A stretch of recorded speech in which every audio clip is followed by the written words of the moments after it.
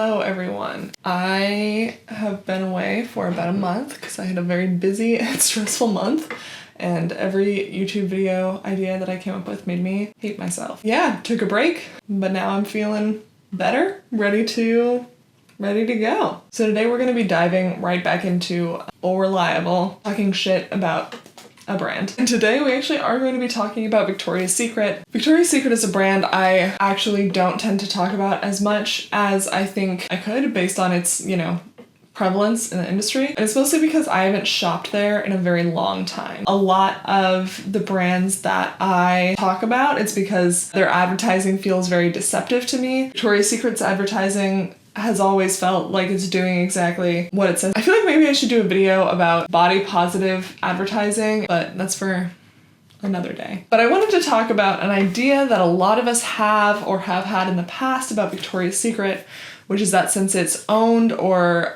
run by a man, that means that those bras are made by men. And this is definitely something that I have thought in the past. And it makes sense. It makes sense that you would look at Victoria's Secret and look at the CEO, who is a man, and be like, this guy, it's his fault that the bras are bad. But I think that that is giving him far too much credit as far as, what he does for the company. Victoria's Secret is a hotbed of misogyny and abuse and basically any hostile work environment you can imagine. A lot of it feels like it goes hand in hand with the way that their marketing has historically been very overly sexy is a phrase I see used a lot, objectifying. So there are all of these different things that make Victoria's Secret bad. I am not here to defend Victoria's Secret. What I am here to defend is the women who are actually designing these bras, because the CEO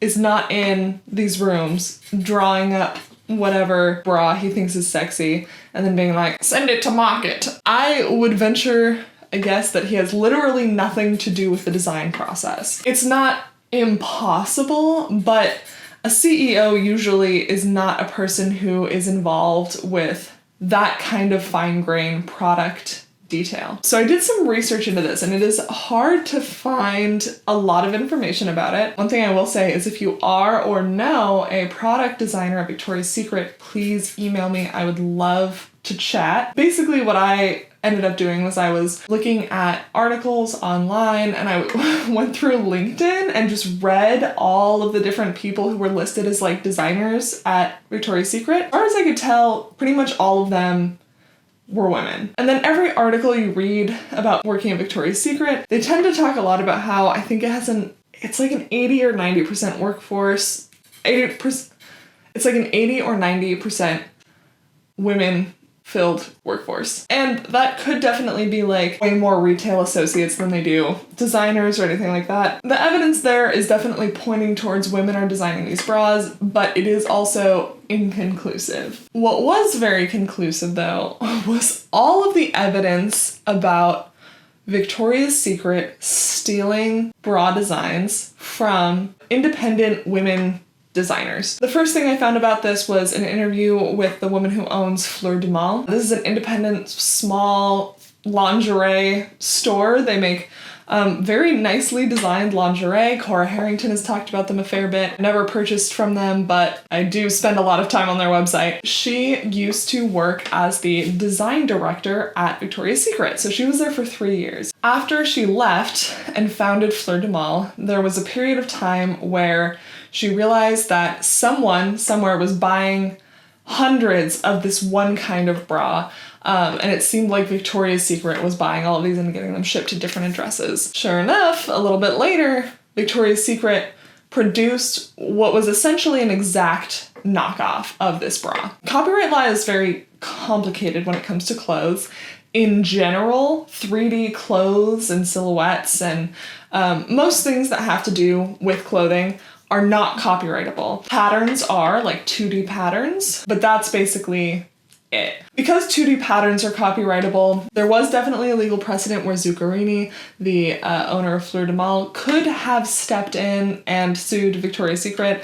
But it is such a costly road to go down, and it was just not worth it. Which is how most of these like fast fashion giants operate. They steal independent designers' stuff, and those designers can't go through the financial burden of suing the company, and so it just continues. And this article really got me thinking about how one thing that we know for sure is that a lot of Victoria's Secret bras are designed by women and then stolen by Victoria's Secret. Not only is the CEO not designing these bras, but Victoria's Secret isn't even designing these bras. So even if we're looking outside of the design room in Victoria's Secret, even if it was all men who were taking these things, taking them apart, and copying them, these things are being designed by women. This is not to say that it's exclusively women who design lingerie, but it is to say women definitely make up the bulk of the foundation of the lingerie industry. And a lot of the time when we write off bras as being made by men, we're also writing off these women. After I read this article, I went down a bit of a rabbit hole and read many more articles about Victoria's Secret stealing different designs. One example is the brand Kini, who make spandex swimsuits with crochet detailing. In 2015, Victoria's Secret launched a bikini that was very similar to the suits that Kini made, and fans really jumped on it. And that's also kind of a pattern here. This happened with Fleur de Mal as well. Fans are sending them direct messages, and they're sending them chats on their website, and they're sending them emails saying, like, Victoria's Secret is ripping you off. A lot of these things are kind of tracked down and posted about by the Instagram Diet Prada, which is kind of treated as like a watchdog in the fashion industry for copyright infringement by big brands of smaller brands. And in these posts, you also see things talking about specifically Victoria's Secret ripping off a couple of Black-owned lingerie brands as well. One of them is Edge of Beyond, and the owner said the pieces are so similar. 2 orders direct from our website stood out as very suspicious. One was from someone with the same name as someone who works in the creative team at Victoria's Secret in the US. And then also Destiny Blue, founder and designer of LA Blue Dazzled, has said that she found orders of her lingerie by a customer with the same name as Victoria's Secret's VP of design and a billing address that matched the company's headquarters. So there's a lot of this. There's just so many examples.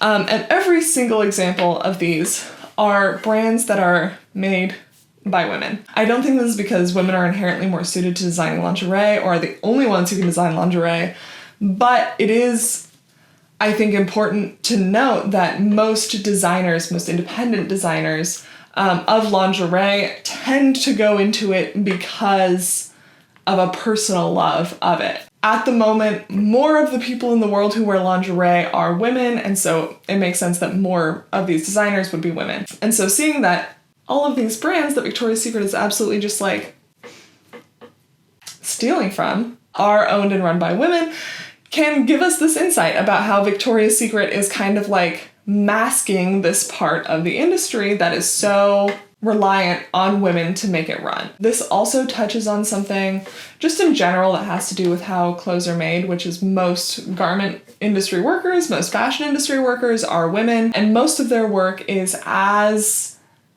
covered up as it possibly can be. When you think about people who are constructing garments, most of them are women, though of course not all of them. People who are designing lingerie mostly tend to be women. And a lot of this work is really brushed under the rug as not as important. And this is kind of the thesis of what I wanted to talk about today, because I don't think that this whole Victoria's Secret thing is like causing this problem, but I think it's a really good case study for this problem. Something that we see a lot in any artistic medium, at some point, there is a switch in how we think about the craft. And a lot of the time what will happen is in industries dominated by women, which there have been long periods of history where fashion was dominated by women, and there have been periods of history where that wasn't true. But a general pattern you can see is when a job is dominated by women, that work tends to be very undervalued. And when men start to step into those jobs, they tend to be elevated kind of above the rest of the industry. A very early example of this is if we look at like Charles Worth, and when he started doing couture dress design, he was entering a very women-forward industry, it was women dominated. There were a lot of women doing fashion at the time. And there kind of became this distinction, and this wasn't the first time, but it's just like an example. There became this distinction between dressmaker, who was kind of the auteur of the fashion house, who was the creative one, the one behind the designs, the one really making everything happen.